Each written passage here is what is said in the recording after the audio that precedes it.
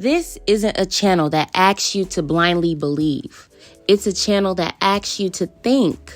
We'll explore spirituality, religion, the occult, psychology, mythology, symbolism, consciousness, and everything in between. We'll question traditions, challenge contradictions, and examine ideas that are often considered too controversial, too mystical, or too taboo to talk about. My goal isn't to tell you what to believe. My goal is to help you ask better questions. Whether you spent years on a spiritual journey or you're just beginning to wonder, is there more beneath the surface?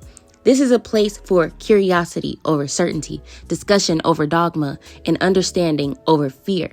If you're ready to explore the uncomfortable, the mysterious, and the misunderstood, well, welcome to the conversation, honey. I call myself Transcendental Anomaly because I don't fit neatly inside any one system of belief.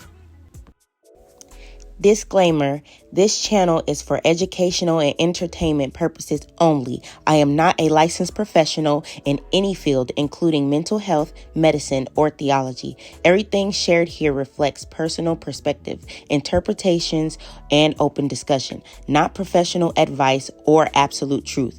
I encourage viewers to think critically, do their own research, and take what resonates while leaving what does not. Today's topic is one that has sparked controversy, fear, curiosity, and countless testimonies in spiritual and religious communities. Monitoring spirits. If you spent any time in deliverance ministries or spiritual warfare circles, you probably heard the term. Monitoring spirits are often described as spiritual entities assigned to observe, track, and interfere with various aspects of a person's life. Before we begin, I want to make it clear that this episode reflects my personal beliefs, experiences, and research, because I have dealt with lots of monitoring spirits. So let's dive in. What exactly are monitoring spirits? Depending on the tradition, they are believed to observe an individual's life and spiritual journey. They gather information about a person's weaknesses, habits, and relationships. They influence recurring cycles of misfortune, confusion, stagnation, or oppression.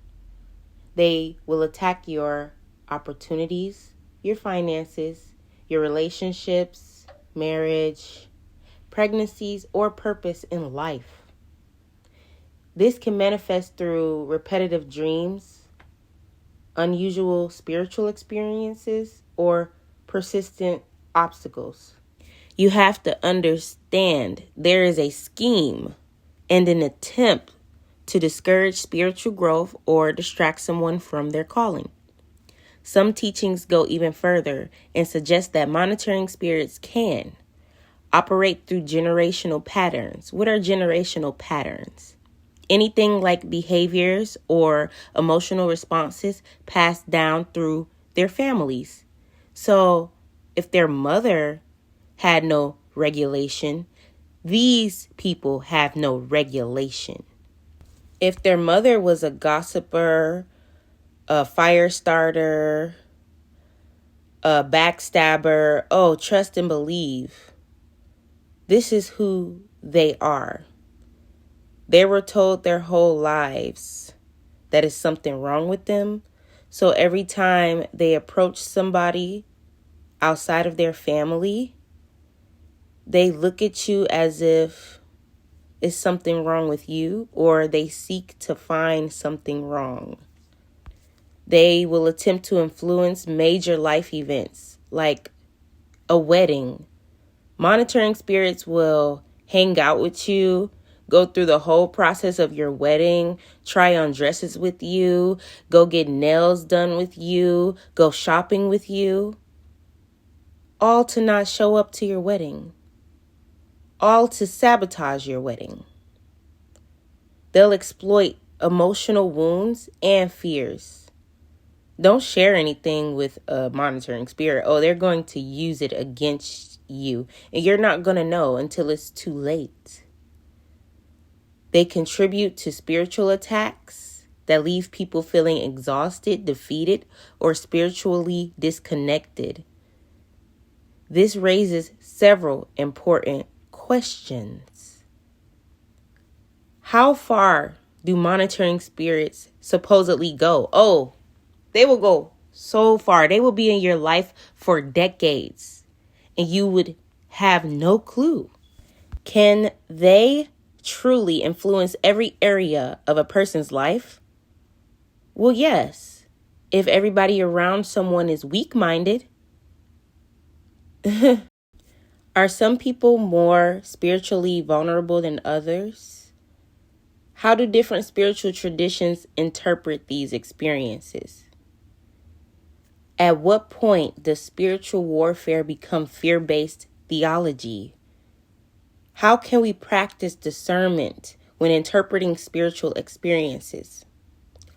One thing I want to emphasize is that many experiences commonly attribute to monitoring spirits, such as reoccurring nightmares.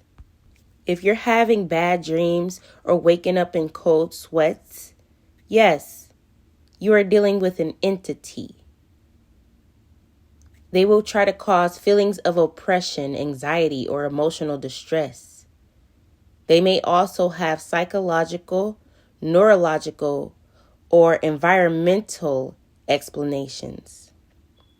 Exploring spiritual experiences and seeking practical support are not mutually exclusive. Whether you view these experiences through a spiritual lens, a psychological lens, or both, discernment remains essential. You have to understand these are stalkers. For those who believe monitoring spirits exist, another question worth asking is this: if spiritual forces can influence us, what power do we still possess? Are we powerless victims of unseen forces, or are we responsible for cultivating wisdom, healing, boundaries, and spiritual discipline? I believe spiritual growth isn't simply about identifying what may be working against us.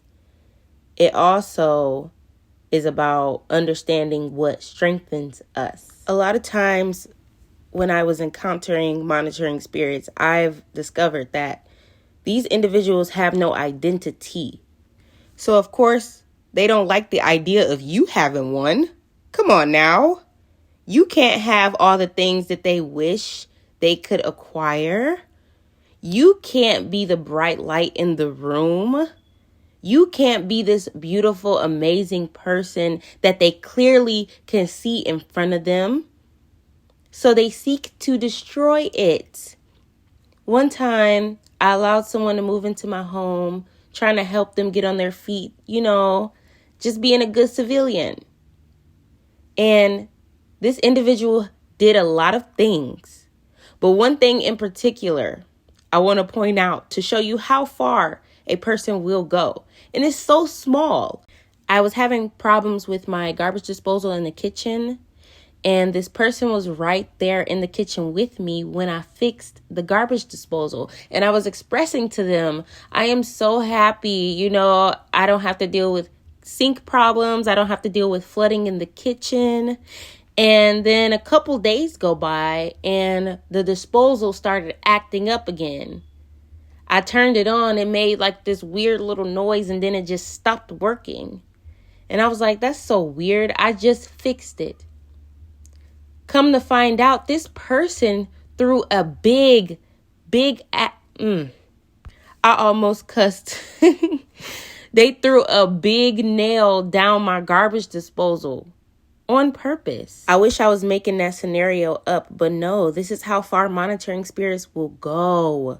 Because they saw me happy about fixing it, they destroyed it again to ruin my happiness about a garbage disposal. Do you see how trivial that is?